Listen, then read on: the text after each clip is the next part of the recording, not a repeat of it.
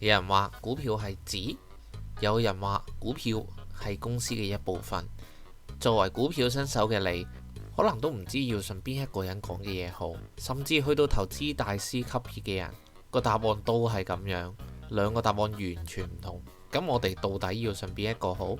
可能你都見過身邊嘅人曾經喺好耐之前同你講過邊隻股票好，喺而家又同你講呢一隻股票幾咁衰。股票令佢又愛又恨嘅原因又係點解呢？大家好，我係阿米。喺呢條片我會同你講解股票點解會有人話係紙，又有人話係公司。想了解呢啲基本財務知識嘅你，可以花幾分鐘嘅時間去睇晒呢一條片。同時你都可以考慮訂閱我哋嘅頻道，學習更加多其他有關賺錢嘅知識。講返股票嘅本質，巴菲特被世人稱為股神，叫得佢做股神，代表佢對股票投資嘅地位毋庸置疑，甚至佢更加係2008年全球富豪排名嘅第一名。佢話股票嘅本質係公司嘅一部分，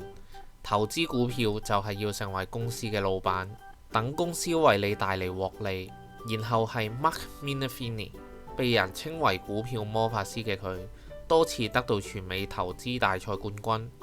試過連續5年平均收益達到220%。更加冇一個季度出現虧損，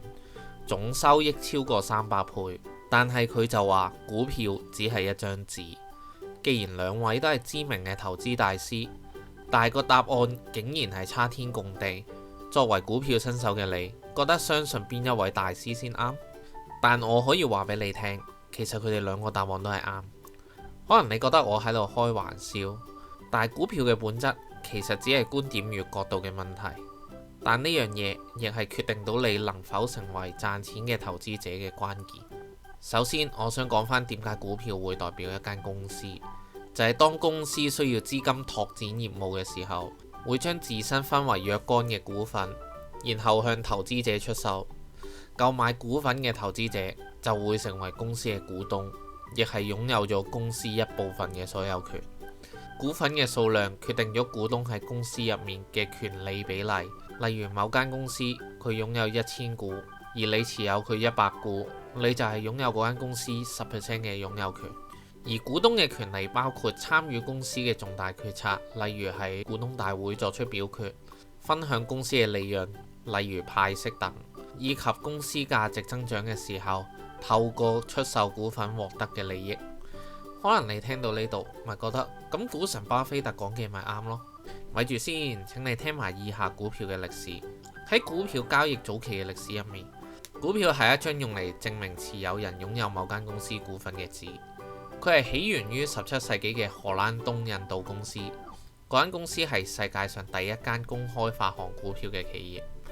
當時投資者購買公司嘅股份之後，公司就會發放一張紙質嘅股票證書，上面記載咗投資者嘅名、購買嘅股份數量同埋公司相關嘅信息。呢一張紙作為法律文件，證明持有人係有公司部分嘅所有權。呢啲紙質嘅股票除咗證明股東有所有權之外，亦方便佢哋去交易公司嘅股份。投資者可以透過轉讓股票證書嚟買賣。呢啲紙質股票除咗提供股東嘅所有權證明，投資者更加可以透過轉讓股票證書嚟買賣股份，方便當時去交易。所以 Mark Minervini 都係啱嘅。可能你又諗，今時今日買股票咪戶口度多咗串數紙，邊度嚟張紙啊？就係因為隨住金融市場嘅發展，紙質股票嘅管理變得複雜而且低效率。喺20世紀後期，電子化交易慢慢取代咗紙質嘅股票，等交易嘅時候更加快捷同安全。雖然今日嚟講，你都仲可以要求間公司俾紙質嘅實物股票你，但係你都可能已經懶得咁樣做。所以 Mark Minervini 所講嘅一張紙，現今其實已經係一個代號嚟。最後，股票係公司定係紙嘅話題上面，聽晒以上知識嘅你就會認為股票就係證明你擁有嗰間公司一部分嘅紙。冇錯，呢個就係股票喺理論上面嘅本質，只係兩位投資大師對股票嘅着眼點有所唔同，所以個答案唔一樣。但係作為股票投資人嘅目的只有一個，就係賺錢。所以當你站喺公司嘅角度去分析間公司點樣幫你賺錢嘅時候，你就會視佢為公司。你站喺靠買賣呢張紙去賺差價嘅時候，你只需要當佢係一張紙。呢度係兩個完全唔同嘅概念，但係又同時可以應用喺股票身上。呢個就係股票嘅獨特之處啦。巴菲特作為價值投資者嘅代表，就會當股票係公司嘅一部分，當然要計算公司未來嘅賺錢能力，去估算公司嘅價格係唔係被低估而買入，等待公司嘅業務成長，未來嘅股票價格自然節節上升。而 Mark Minervini 作為趨勢投資大師，根本唔太需要理會股票嘅基本面，只需要預期未來會唔會有人用更高嘅價格去買入佢手中嘅股票，並從中賺到差價就可以啦。所以股票嘅本質係乜嘢都唔重要，所以佢就只需要當股票係一張紙，只係一個交易嘅工具。可能你會發現身邊多數投資股票嘅人都係蝕錢居多，就係因為佢哋都冇搞清楚自己對股票嘅着眼點，先搞到自己對股票又愛又恨。因為隻股票本來賺到錢，就愛佢，睇好佢，相信佢越做越有，長揸長升，但最後不升反跌，仲蝕埋佢買入嘅本金，就慢慢變成恨佢，就變成咗影片一開頭講嗰一幕，對隻股票因愛成恨。作為一個投資人，應該買入幫你賺到錢嘅股票，而唔係你愛佢嘅產品、服務、品牌而買入佢股票。眼見好多散戶雖然都係想賺錢，但佢哋根本都未有足夠嘅知識，只係因為貪心想賺快錢而進入股票市場，或者單純咁喜歡公司嘅產品或者服務，就去買佢哋嘅股票嚟長線投資。事實上，你買股票只係想賺錢，所以你愛佢嘅產品、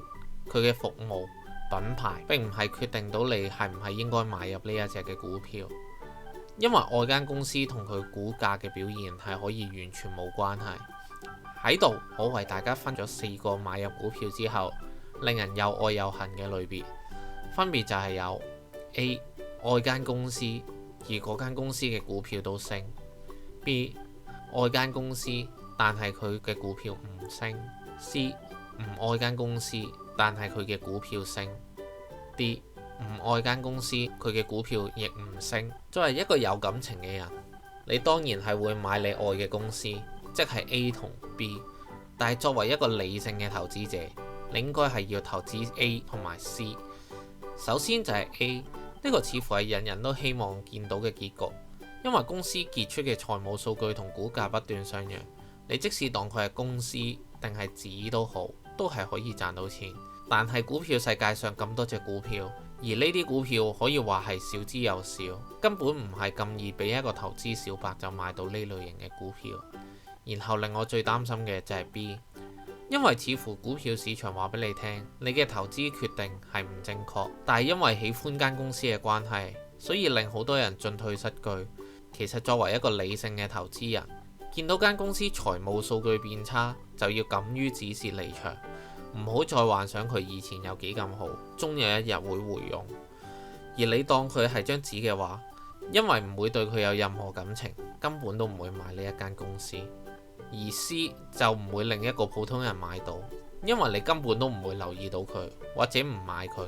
但如果你當佢只係紙，只係想賺差價，即使你唔愛佢，都可以喺佢入面賺到錢。或者專業嘅投資者經過分析之後，見到佢嘅財務數據越做越好，可能都會慢慢愛上佢而獲利。最後係 D， 呢個好似係一個反人性嘅選項，但係呢一個反而係散戶投資人最常投資嘅位置，因為佢哋只係因為貪心而進入股票市場，完全都唔知道自己要當股票係乜嘢，亦唔知有咩股票係適合佢。但係佢哋都知道自己知識唔夠，就去尋求股票專家嘅建議，買入咗一間可能佢自己都唔愛嘅公司，而且專家嘅建議都唔代表隻股票會升，最後就好大機會套牢咗喺股票市場，甚至喺下跌嘅過程逼自己愛上佢，意圖股價會因此而反彈。一個正常嘅投資人根本唔會買入呢類嘅股票。喺度我都希望大家唔好因為貪心而盲目進場，令自己努力揾翻嚟嘅錢不明不白咁就蝕咗出去。只要你知道自己係用咩角度去看待股票，你就可以理性咁去投資賺錢，唔再被情緒同埋看似矛盾嘅答案而令自己投資失利。可能你暫時都唔知邊一個睇法比較適合你。最直接學到呢啲嘅方法，當然係訂閱我哋嘅頻道。未來我哋會製作更加多呢類型嘅影片。你訂閱咗我哋嘅話，咁就可以每個星期都睇到我哋為你準備嘅資訊啦。最後，希望呢條片可以幫助大家分辨股票嘅本質同如何看待手中嘅股票。麻煩大家喺走之前幫手點個讚同埋分享，俾我哋有更加大嘅動力去製作新嘅影片。我哋下個禮拜再同大家見面啦，拜拜。